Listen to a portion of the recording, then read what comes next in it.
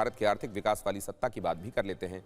आज भारत से लेकर यूरोप तक जिसकी चर्चा हो रही है, भारत और यूरोपियन यूनियन के बीच कल एक बड़ी ट्रेड डील हो सकती है। अमेरिकी राष्ट्रपति ट्रंप टैरिफ की धमकी देते हैं, लेकिन भारत ने अपनी संयमित नीति से कैसे इसका यूरोप वाला काउंटर कर दिया है, इसे देखकर सब हैरान है।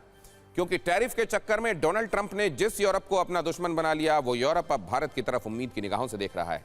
भारत और यूरोपियन यूनियन के बीच अब एक ऐसी ट्रेड डील हो सकती है जिसे मदर ऑफ ऑल डील कहा जा रहा है। यानी ट्रंप की टैरिफ दीवार का मुकाबला भारत यूरोप वाले बिजनेस द्वार से करेगा।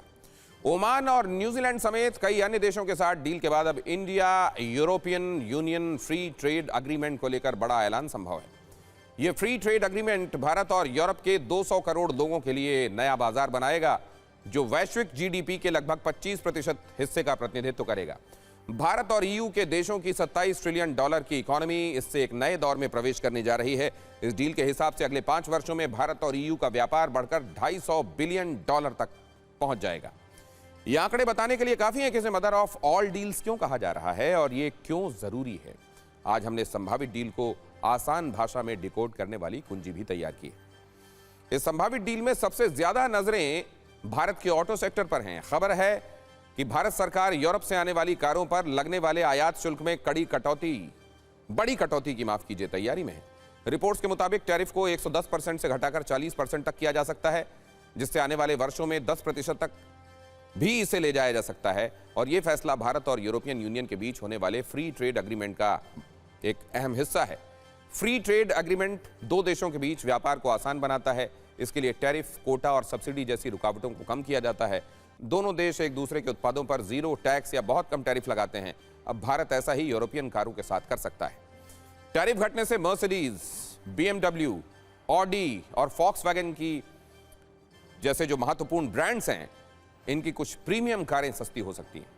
सूत्रों के मुताबिक सरकार ने 15,000 यूरो यानी करीब 16.3 लाख रुपए से ऊपर वाली कुछ कारों पर फॉरेन टैक्स कम करने पर सहमति दे दी। FTA के तहत भारत हर वर्ष करीब 2 लाख डीजल पेट्रोल इंजन कारों पर ड्यूटी 40% तक कम करेगा। यह छूट CBU यानी पूरी तरह विदेश में बनी कारों पर मिलेगी। CKD यानी भारत में असेंबल्ड कारों पर आयात शुल्क पहले से कम है। अगर यूरोपियन कंपनियां भारत में और असेंबली लाइन लगाती हैं तो ज्यादा छूट मिलेगी, जिससे मेक इन इंडिया को भी बढ़ावा मिलेगा। अभी तक कई कारों पर उनकी कीमत से भी ज्यादा टैरिफ लगता रहा है। यूरोपीय कार ब्रांड्स पर टैरिफ घटने से कीमत भी घटेगी, जिससे कार खरीदने वालों की बड़ी बचत हो सकती है। अनुमान के मुताबिक अगर किसी कार की कीमत 30 से 40 लाख है तो डील के बाद यह 3 से 4 लाख रुपए तक कम हो सकती है। इसी तरह 80 से 90 लाख कीमत वाली कारें 15 से 17 लाख तक सस्ती हो सकती हैं। करीब 1.5 करोड़ कीमत वाली कारों की कीमत 20 से 25 लाख तक कम हो जाएगी।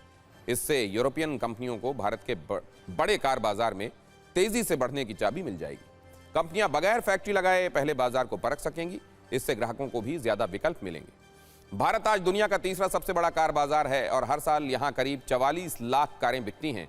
जानकारों की नजर में 2030 तक भारत का कार बाजार 60 लाख यूनिट पर ईयर तक पहुंच सकता है। भारत के कार बाजार पर जापान की सुजुकी और भारतीय कंपनियों टाटा और महिंद्रा का दबदबा है।